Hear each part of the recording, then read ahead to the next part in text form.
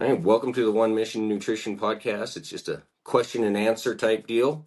I've got Rawlings here with me. He's the owner of Life 100, and I'm sure several other businesses over the course of his life and career.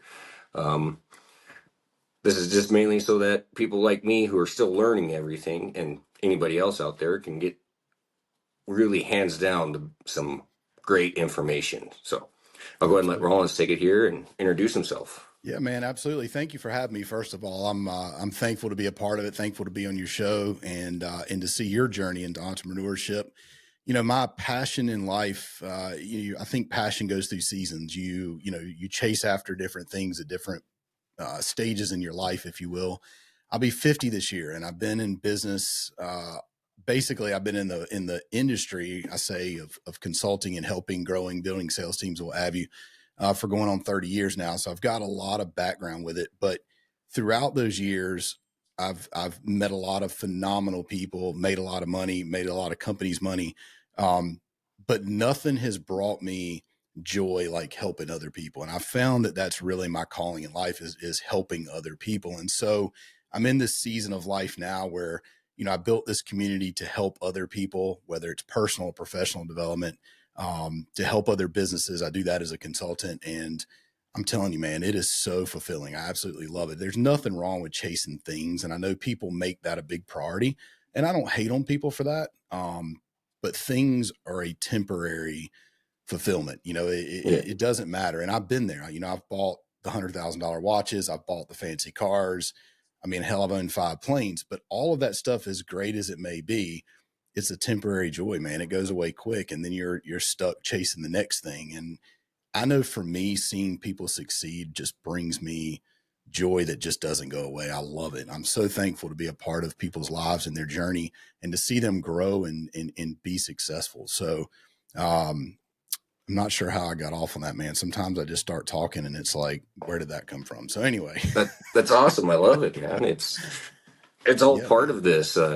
That's actually something I'm trying to do is help people, but I'm still learning how I can bring that value to people for Yeah, sure. yeah, yeah. Well, that's And what it's about. Here's the crazy thing, talking about your supplement company, there's 100 other supplement companies that do the same thing, right? And in reality, although I do believe One Mission has some products that proprietarily are better than others, but at the end of the day, every supplement company sells supplements, right? And yeah, and you can try to chase 2 different ways of success. You can try to beat everybody on price, which is nothing but a race to the bottom, yeah, or you can try to build your business based on value. And value is what's going to help you be successful long term, because that's something that nobody else can recreate. At the end of the day, there's only one Austin, right? yeah, There's not another Austin. And so if you become the best version of yourself and you inject that into your business and you build that value and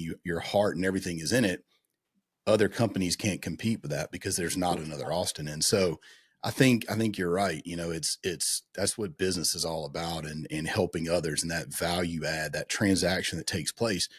And everybody has a guy for something, and you want to be everybody's supplement guy. You want to be their stop for that. yeah, And so all those value adds make a big deal. And it's crazy because this podcast that you're doing, Q&A, that adds value to other people's lives. And so you're already on point doing things like this. appreciate it, and that Yeah, that man. means a lot, especially from Absolutely. somebody who's got their own podcast and stuff. So, Yes, that's a big project, man. You got to hold me accountable, because that is I hold everybody else accountable, but the podcast is something that I've not spent enough time doing, and it's just an excuse. At the end of the day, I do have a lot of irons in the fire, but I tell yeah, people all the time, there's reasons and excuses. I can't give you a reason why I'm not doing the podcast on a regular basis. It's just excuses. And so, man, I got to get with it because I want people to hear the things that I want to share with folks. And so yeah. that's definitely something I need to be more active on. Well, I'm definitely going to go find your podcast after this and start following it. And I'll send you Definitely. weekly texts and stuff like that. You Hey, got it. I love it. where's this cut? All righty. You hold me accountable, man. I We'll do it. will. I'm going to write that down so I don't forget, though. All right. And in a few weeks, we'll schedule you to be on it. How about that? So we can Hell we can yeah. flip flop. I love it. Appreciate it. Sounds good, man. All right. Well, we'll hop right into the first question. I've got several question here for you. And Absolutely. uh, how did you get into business? What was that aha moment that just said, I want to own my own business? Yeah, that's a great question. So I'll start from the beginning, and it's not being an entrepreneur, it was actually being an intrapreneur. And a lot of people don't understand the difference.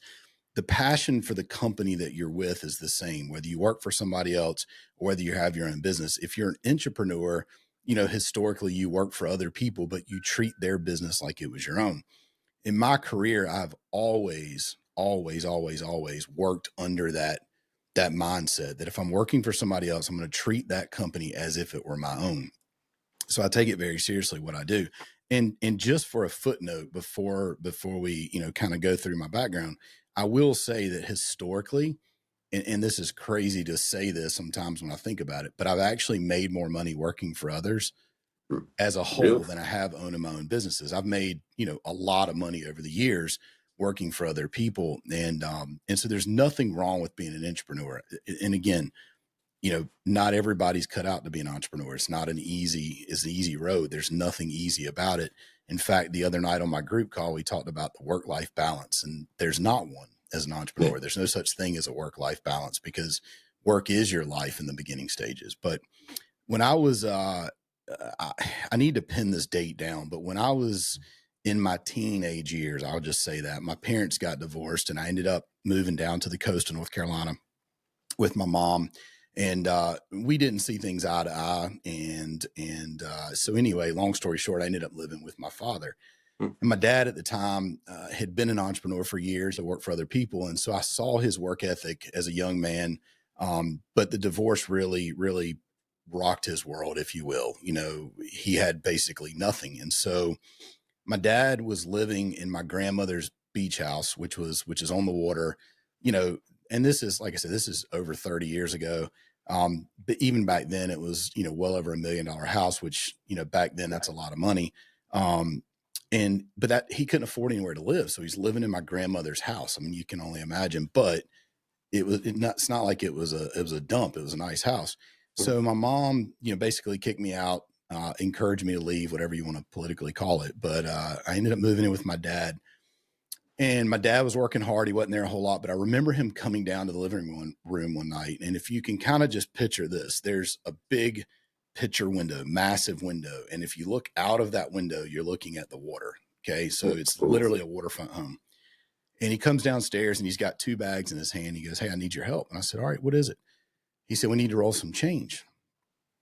And I said, "What do we need to roll change for?" And he goes, "Because we need to buy groceries." He said, "I don't have any money to buy groceries, but I've got all this change." And when I say change, I'm not talking about a bunch of quarters. I'm talking nickels, dimes, and pennies. Okay.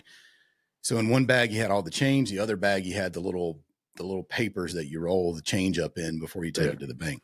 And so sat down and rolled change. And then when we were done, and I wish I could remember the exact amount we had, but when we were done, he said, "All right, let's go to the store."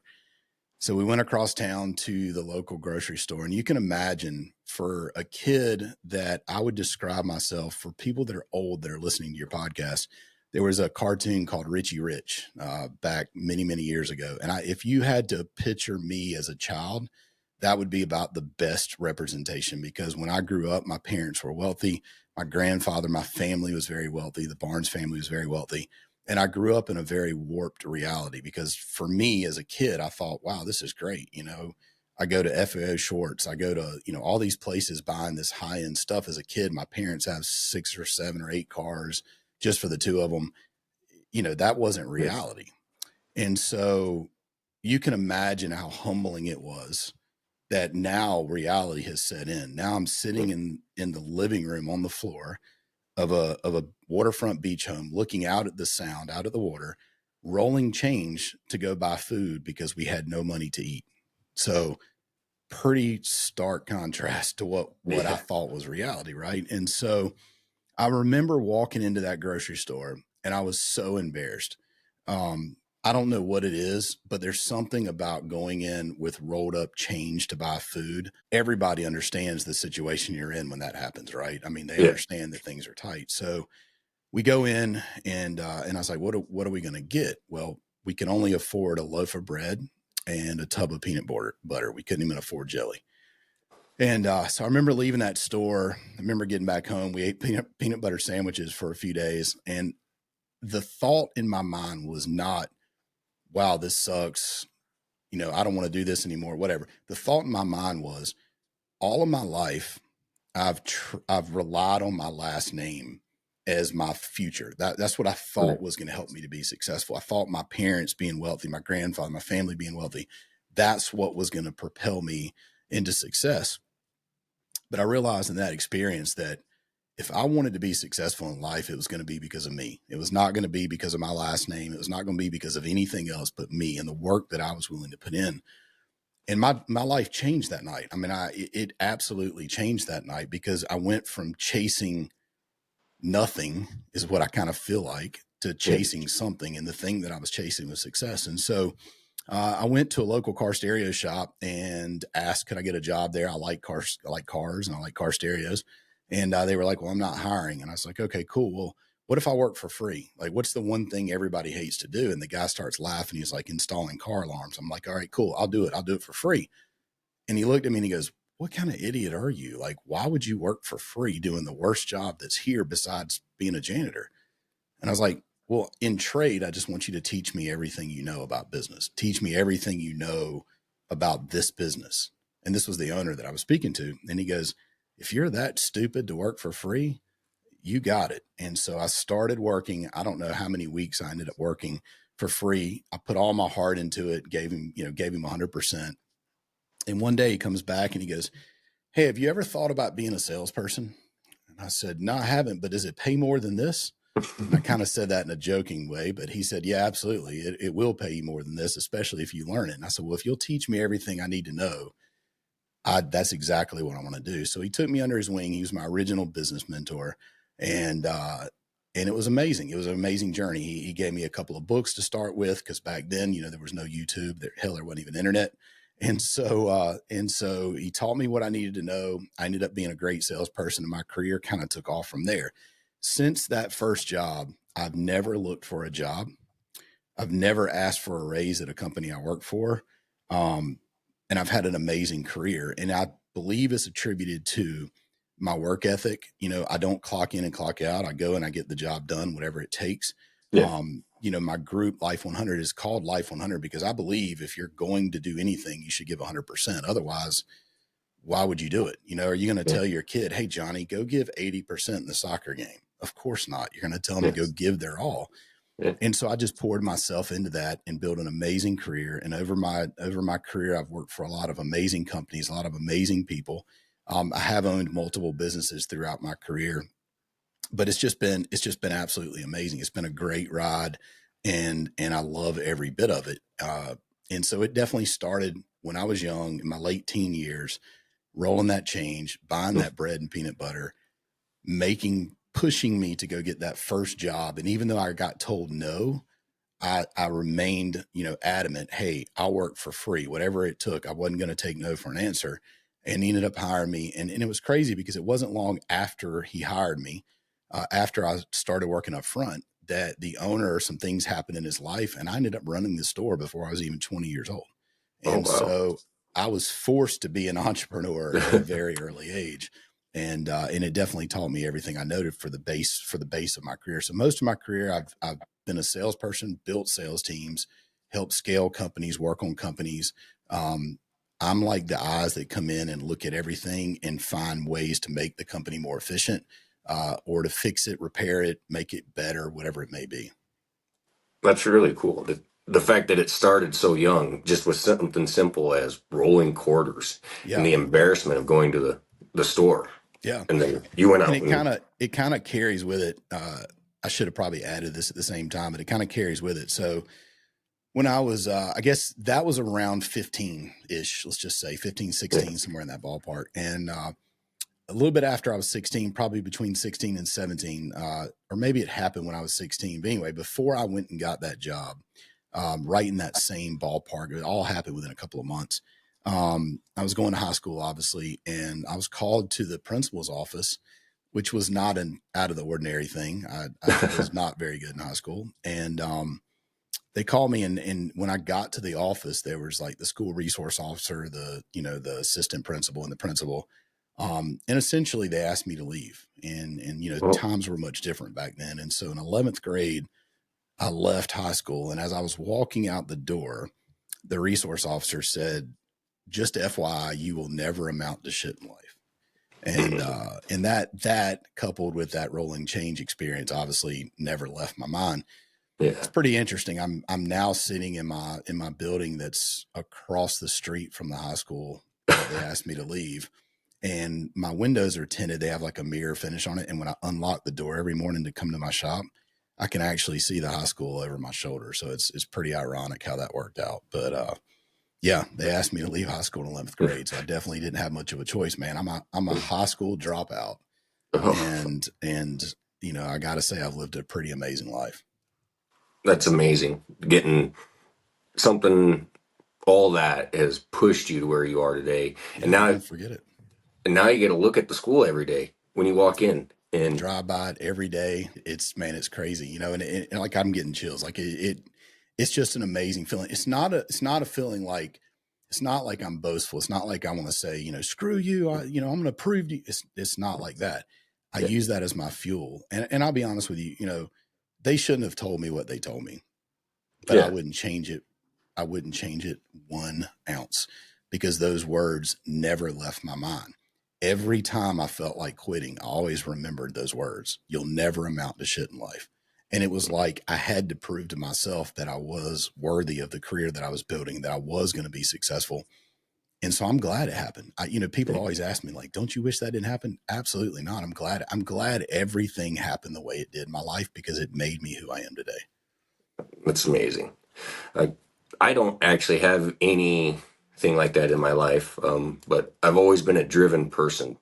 If I want something, I've always just gone and done it. So, and since I was in college, I went to Wyotech. I don't know if you know what that is. Yeah. Oh yeah. Tech school. Yeah. Yep. And I got my associate's degree, and I knew I was going to go work for the mines, and I was going to be one of the best diagnosticians. And when I got out of the school, I went to work for Cortez here in Nevada, and it just didn't satisfy me. I wasn't able to advance my career as being a diagnostician. There was parts changing. So I changed several jobs till I found SMD.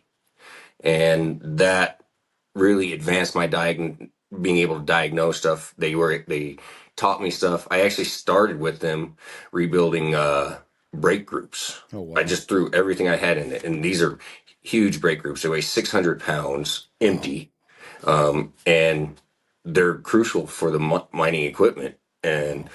I set a goal that I would be able to rebuild 4 of them in 1 day, which was not Wow. easy because there's 19 bolts all around them, and they have springs that are, oh, I think the total poundage on all those springs is 30,000 pounds per square inch. So you got to take Wow.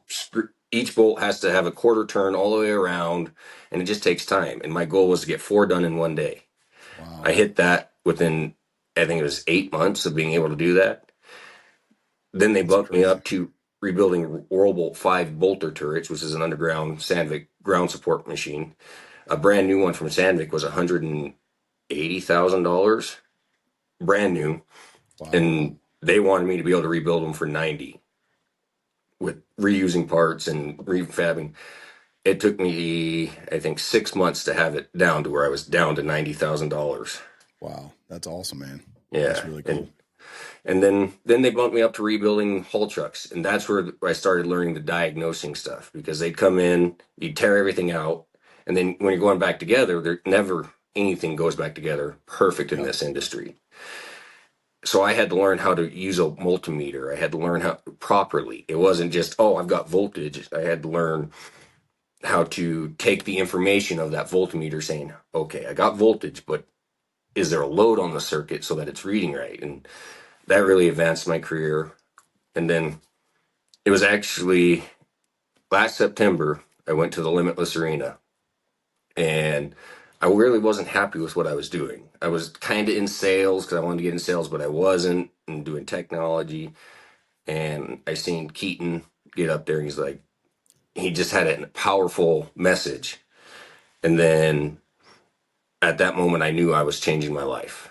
I knew I was going to do something. I joined Limitless Society, and a few months later, I got involved. I got One Mission Nutrition, and I met you, and This has been an amazing experience. I'm still learning for sure. Yeah. Um, That's yeah. awesome, man. What's crazy? You talked about being doing diags, and you talked about being a technician. And, a lot of times we look back on our life and we question why things happen, or we question maybe the path that we chose or was chosen for us, whatever it may be. And, regardless of what people believe, I do believe this is a true statement. I believe this is a fact. Everything along your journey prepares you for what's next. And there's always a reason. When I work with clients and I ask questions, or I have people do exercise, they're like, what is this all about? And I'm like, just trust the process. There's a reason behind everything that I do. And so everything you learn being that technician and problem solving and diagging, all of that can be applied to your business, because at the end of the day, every business is exactly the same. Every business has the same heartbeat. Businesses may have a different feature here or there. It may have a different layer of something here or there. But at the end of the day, people try to overcomplicate business. And I'll tell you, it's really simple. It really, really boils down to the basics. It's money in and money out, right? The goal is that you have more money coming in than you have going out, and Yeah. that makes a profit. So people try to overcomplicate business, but it's not that complicated. It's money in, money out. You try to increase the money in and decrease the money out. It's that simple. It's nothing complicated about it. So if something is not working within your company, and that algorithm hasn't been met, then you have to diag it and you have to find out where the problems are. And as an entrepreneur, you have to be honest enough to admit where the problems are. Now, what mostly happens is people buy a company, or people start a company, rather, is probably a better illustration. And they think all of a sudden, hey, I chose to be an entrepreneur, and I see all of these guys on Instagram, and I see all these guys on the stage at these events, and I'm going to be buying the Lambos and the AP watches and all this stuff within 6 months, man. That's going to be me. I'm just taking this dive, and then it's going to happen. And that's bullshit. It's not true. It's not reality. The reality is the successful entrepreneurs, it took years to get to the point to where they are. It was not overnight. Now, are there people that are overnight success? Yes, but those are very few and far between. And so as a business owner, you have to understand the temperature of your business and what's going on. And that means you have to constantly diag it. I mean, that's what I do as a consultant. I literally go in and diag companies, and I find out what's not hitting on all cylinders, what, is got a misfire, whatever you want to relate it to. And we fix it. We make adjustments and we fix it. And so you really have two choices in the position you're in. You either work on figuring that out and you stick to it, or you give up, which is what most entrepreneurs do. Most entrepreneurs give up right before they make it. They give up way too soon. And I understand that there's reasons sometimes why people give up and why they make changes. Maybe they should have never been an entrepreneur to begin with. I don't know. But if you believe that your calling, if you will, is to be an entrepreneur and own a business, stick it out and stick it out no matter what, and put all your heart, all your energy into it, because it will ultimately pay off. I can say that time and time again. I mean, I'm very lucky in business. Um, I've made some good decisions, but at the end of the day, there's some times that I felt like giving up. There's some times where I felt like walking away, and you gotta get up, put your shoes on, and just crush it, man. It's just part of it. Everything doesn't always go easy. And when you go through the most difficult times as an entrepreneur is when you learn the most. And that's a valuable thing to learn. When things are at their lowest, when all the obstacles are there and you feel like nothing is going right, that's when you're learning the most. And you can't wish that away, because there will come a time when everything is going right. There will come a time where you've got plenty of money in the bank account and you think everything is great, and it's going to change overnight, because that's something that happens in America. We have this thing called an economy, and things change and buying habits change. And unfortunately business changes. And so you have to prepare for those difficult times. And it's that building stage is when you prepare for it. Building on that, would you say one of your most difficult times when you were just on that verge of giving up, just throwing in the towel, Yeah. and what was the motivation that just kept you going, Yeah, getting up, putting your absolutely. shoe on? Absolutely, man. I remember it like it was yesterday. So I think it was 06, 07, or 07 or 08, whenever the economy crashed the last time, before this Yeah. recent time. I literally went from making the most money in my life one year to making the least the next year. And it was a drastic change like that. And um, it was a wake up call. Like, I remember sitting on my couch, not being able to pay my bills. I remember sitting on my couch, not knowing how I was going to feed my family. It was scary, man. It was super, super scary. And I had to make the decision, like, am I going to push through this? Am I going to be able to get through this? Or am I just going to give up? And luckily I didn't give up. And it took probably 12 to 18 months of rebuilding to kind of get things back on track. But the lesson it taught me was, giving up's just not an option. If I feel like I'm supposed to do something, right? And again, there's so many different terminologies for that, whether you're called to do it, whatever it may be.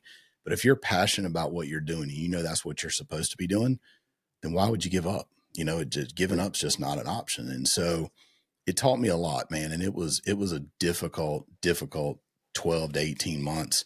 And I really had to grind, man. I had to go from having nice cars and all this stuff to not caring anything about stuff. I just wanted to pay my bills and be able to survive and keep the lights on. And I'm telling you, man, it gets bad when, it's one thing if credit card companies call you, but you got the power company calling you, you got your mortgage company calling you. That gets difficult. And that's a tough spot to be. But it taught me I never want to be there again. And so prepare for it, and make sure you always have that exit plan is financially speaking anyway. I'm not married to toys. I'm not married to things. I'll sell something today if there's an opportunity that I need to capitalize on and I don't have the money to do it. I'll sell something in a heartbeat. I'll sell everything but my wife and kids. So about anything else I'll sell. I'm right there with you. So last time we talked, I actually had a Toyota that I was trying to sell locally here. Yeah. And it wouldn't sell. And then I just said, to hell with it. And I put it on Instagram or Facebook Market. It sold within 20 minutes. That's crazy. And it was crazy. And I had people trying to call me or saying, I'll give you this much more than the guy that's coming to look at it. It's like they were fighting over it. They were fighting. And I was like, what the hell? But I had already made a deal with this one guy for way less than what another guy was. I think I had $10,500 offered for this truck, and it wasn't worth $5,000. Wow, that's in my eyes. Yeah, that's cool. Well, that's good that you sold it, man. That's good. Yeah, it really helped me out when I was in that pinch a few weeks ago. That's what you got to do, man. That's part of it. Like I said, most people, I tell you, with guys especially, I've got the privilege to work with a lot of people. And one of the biggest things that I see, especially with young entrepreneurs and especially with men, is pride gets in the way really easy. And pride is not a great character trait if you don't understand it. And pride will cause you to do some really dumb things. Pride is the stuff that causes you to buy shit just to impress others.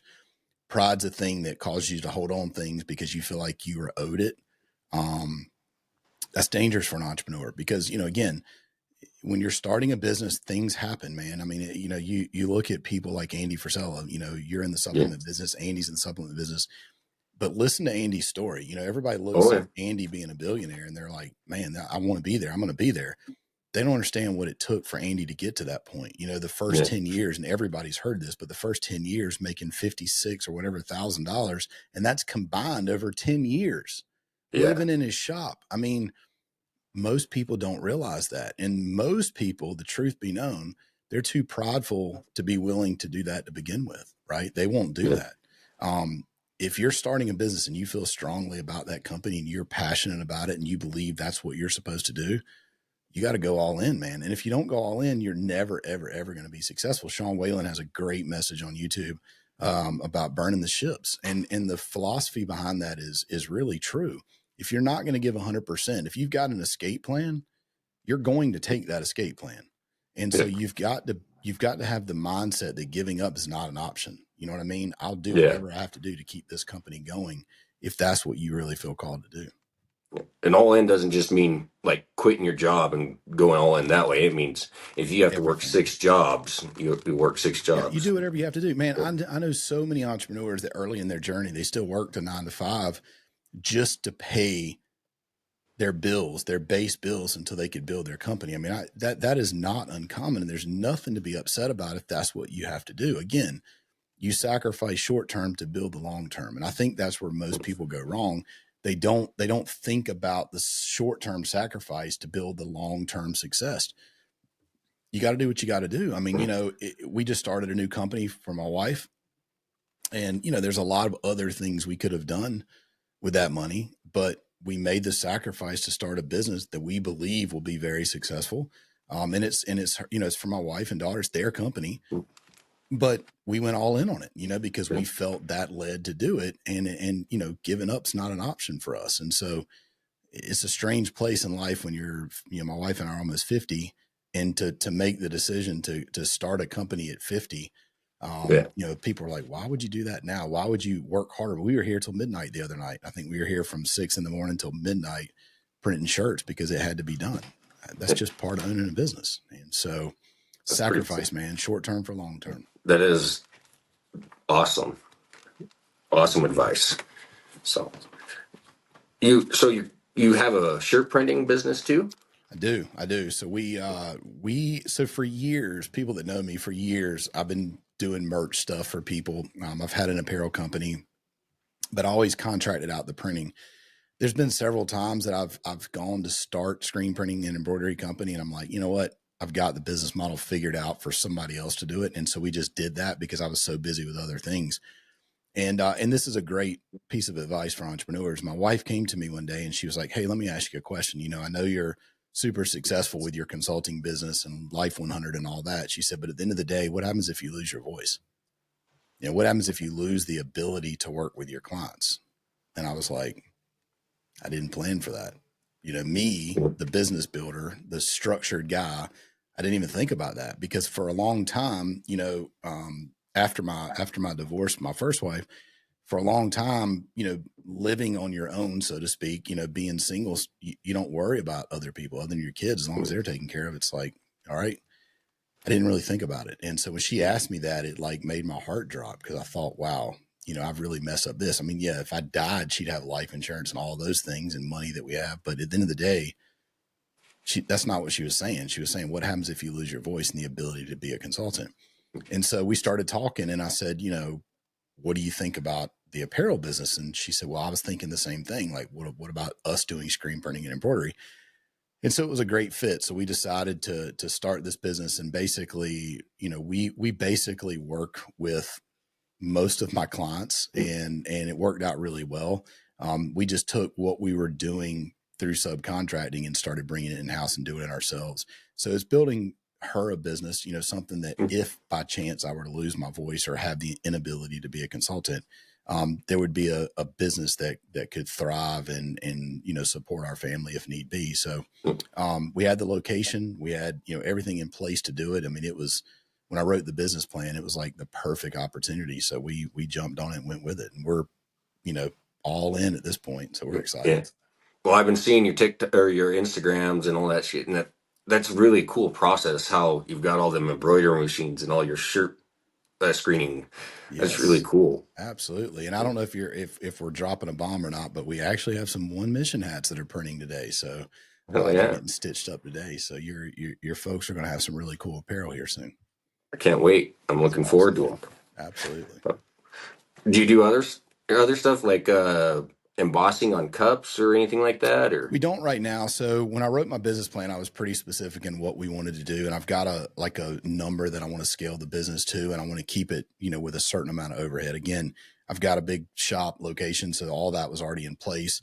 I wanted something that kind of ties in with my client base now. And so primarily we're just doing apparel printing as far as screen printing goes. We're doing, shirts, hoodies, all that kind of stuff. And then the embroidery, we're just, we're doing polos and hats and bags and things like that.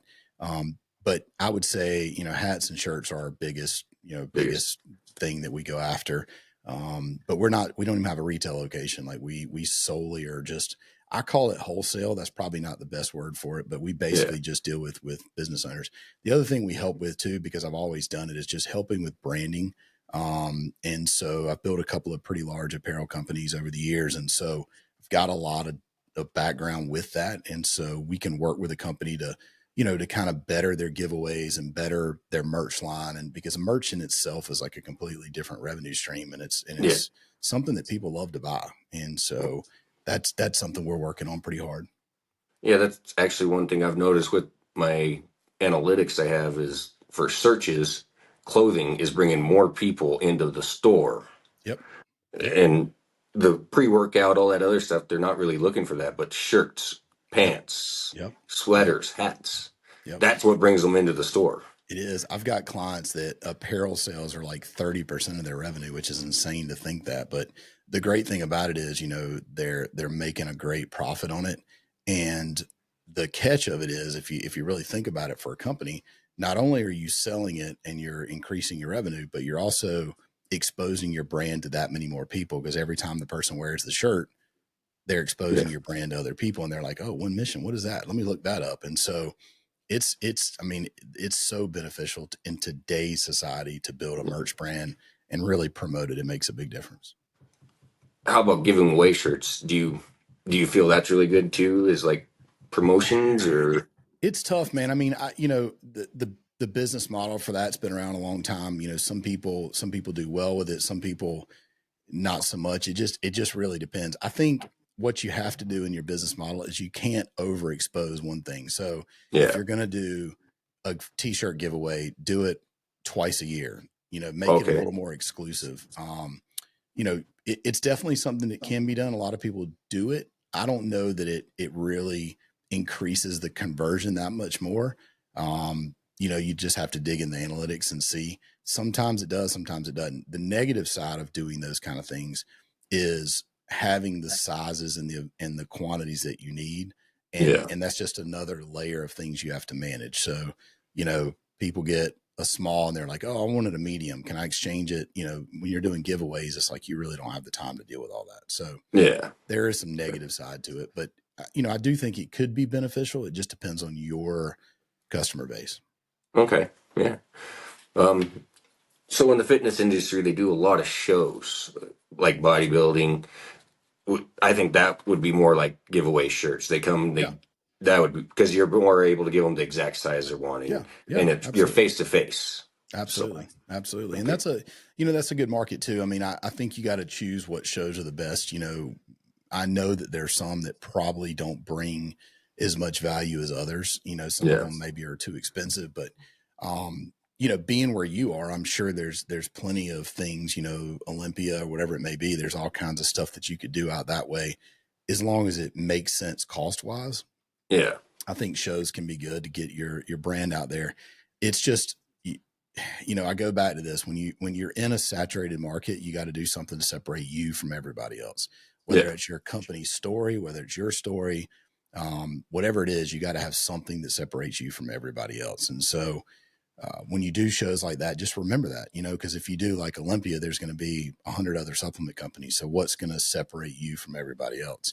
Make the booth look that much different, whatever it may be. Um, Something that'll just catch their eye and bring them to you. Absolutely. Yeah, absolutely. Because you just get lost in the shuffle with so many other people. Yeah. Well, that's good advice and definitely something I'm going to do. But one thing I'm doing a little different is I'm going to try and compete in a NPC show coming up in Sweet. September. Sweet. That's awesome, man. Yeah. Yeah. That's awesome. My last podcast was actually with Brittany and James, ambassadors for One Mission. They're also online coaching for One Mission. We're doing That's that, awesome. trying to get more value with just not just supplements and Yeah, clothing, trying to absolutely, help man. people out. I think that's awesome. They're great people too. So I think Yeah. that's a great connection there. And anything you do to separate yourself. And here's the thing: when you're new as an entrepreneur, you just throw it all out there and find out what sticks. And then Yeah. when you find out what sticks, you go all in on those areas. And so whether it's merch, whether it's online coaching, whether it's competing or podcast, whatever it is, you Yeah. find out what gets the most attention to your brand, and then you just pour the gas on it. What I'm trying to do. It's the best way to go about Yeah. it, man. That's the most Yeah. successful way. Well, well, I think that's enough about business for now. I think we want to talk a little bit about your history with your dad. I was watching your Instagram and you had a boat. It was a beautiful boat. What's the story with that boat? Yeah, man. So my dad in his early years, I guess he was a little rebellious in his family, and so he didn't go the way of the corporate America life, and he ended up moving to the beach and building a boat. And this is many years ago. So he built a boat and started chartering it, and the boat was actually beside my grandfather's boat, which is how he met my mom. And so my dad loved the coast. He loved fishing. He loved building boats. Fast forward, he has a family, he's married. So he kind of goes back to the corporate life, if you will.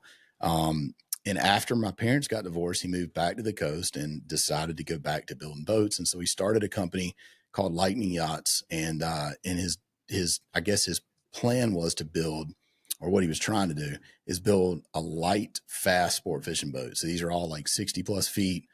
His goal back then was to do 50 knots, which was back then was basically unheard of. And, he built the boats out of composites. He did things that most people weren't doing at the time. And Carolina boat building is a big tradition. And so there's a lot that goes into it, but he built a successful business and built I guess probably a dozen boats altogether that are all over the world. And, my dad actually passed away in 2020. And so we were cruising down the waterfront. We have a big marlin tournament here, Blue Marlin tournament, every year in June called the Big Rock Blue Marlin Tournament. And there's millions of dollars in prizes. There'll be 300 plus boats here, all kinds of celebrities. I mean, the money here is just insane to see that. And we're riding down the waterfront, and I actually had a videographer with me, and we happened to see one of my dad's boats. And I caught it out of the corner of my eye because there's a couple like special features about my dad's boats that I knew it was his boat. And I saw it, and I absolutely I couldn't believe it. So we took some videos of it. My son actually went down to the dock and met the new owners of this boat. They weren't the original owners. They had just come back from Mexico. And so it's pretty cool, man. But that was a big part of my life. I grew up fishing, grew up blue marlin fishing all over the world. My dad took us out sometimes fishing before we go to school. I mean, he just absolutely loved being in salt water, being out in the ocean. And it definitely is a big part of my career. Some of my career, a good chunk of it, I actually was in the marine industry and the boating industry. And so sold parts and paint and things that it took to build a boat. I sold electronics, been a licensed captain for, I guess, going on 30 years. And so again, it's just a big part of my life. And I left here years ago, and I said I would never come back to the coast because it's just a different way of life. It's a lot slower pace. There's not a lot of drive. There's some good people here, but at the end of the day, it's just a different environment. When my dad got sick and I moved back, I will now tell you I'll never leave. And so luckily I met my wife a couple of weeks before my dad died. And we absolutely love it, man. We live on the water. We are so thankful for the place we live. It's very non-commercialized. On the weekends, you'll find us out on the boat pretty much all the time. It's just an amazing thing. We absolutely love it. Our kids love it. I'm even a granddad, so my grandchild loves it. So we enjoy being where we are. That's amazing. My kids love going out on my parents' boat. It's only a 19-foot Bayliner, 2001, but still they love it. I bet. They're not so much into the skiing behind it, but you can just throw the tube out and sit there and they'll swim all day around the boat. That's so and then awesome. and that's usually about when the sun comes up and it gets really hot because I live in Nevada. So it gets up in hundreds. Yeah. And they're like, oh, we don't want to fish no more. We want to swim. We don't want to tube. We want to swim. And it's just memories. Yeah, it's awesome, man. Yeah. I'm gonna tell you what, there's a lot to be said for that. I can't tell you how many times, my dad's just taught me some amazing life lessons being out on the water. And it's just, kids today just don't understand. They want to be on a video game or whatever. And just, my wife and I talk about it all the time. Like when we were young, we would never sit home and play video games all night. You'd be out meeting people and cruising around or whatever it may be. And, it just, technology is an amazing thing, but it's also changed society in so many ways. Yeah. No, I agree. My son now, he's 13, doesn't want to go do anything. He just wants to sit in his room playing video games with his friends. And it's like, go outside and play with your friends outside, get in trouble. Interact with somebody. Yeah. And he's also at that age too, where I'm attributing some of this to that is hormones are taking over and he's not sure how to react. Because I remember when my daughter went through this phase, she hid in her room, didn't want to do anything. You asked her to do something, it was like, "Argh." Yeah. So just give it time and they'll want to do stuff. Because my daughter, she's 15 and a half, she's driving. You ask her if she wants to do something, it's, yes, I want to go do it. She's at that age now where she wants to make those memories again. Yeah. I'm thankful, man. I've got 3 children of my own, and then I've got 2 from marriage, and all 5 of my kids are just amazing. I mean, they really are. And I'm very fortunate, very thankful, to be a dad. I take it really seriously. And, I tell my kids all the time, I may not always be the best example to them. I feel like as a dad, I fall short a lot of times, but my intentions are always there, and I always try to go above and beyond. And my kids are older now, so there's a lot of differences in raising older kids. I mean, I'm sitting here thinking like I've got a grandchild that's 2. Like, I mean, my kids are definitely older, but man, I'm so thankful for the time that I have with them. And the memories that we make together. Yeah. It's just a pretty cool thing. It's precious. It definitely is precious to make those memories. Man. I wouldn't give it up, man. I would not ever give it up. I mean, my son comes and eats every day at the shop, and I work with one of my daughters. I mean, it's just, I wouldn't change it for the world. Yeah. I look forward to the day when my kids want to work with me. Yeah. Yeah. It's a blessing and a curse. I tell people, like, there's good and bad with it for sure. I tell my kids, just like I tell my wife, this is a business, and during the day you have to disconnect the relationship side and understand that businesses have to be run like a business. And, if my daughter doesn't do what she's supposed to do, she has to get reprimanded for it. And, just like an employee would. And so it's a difficult thing. It's a balancing act for sure, but I think it teaches them a lot. My daughter will learn more in this business she'll ever learn in college. You couldn't buy the education she's getting on a day-by-day basis. So it's well worth it. That's awesome. I don't want to take up too much more of your time. Been at this for about 50 minutes now. Has it already been that long? Wow. Yeah, we'll have to 47 do it again, minutes. man. There's so much to say, There is, and we got to manage our time. That's one thing that I am learning very fast is time management. Absolutely. It has to be done. We'll schedule a part 2 then, and we can follow up on some other things.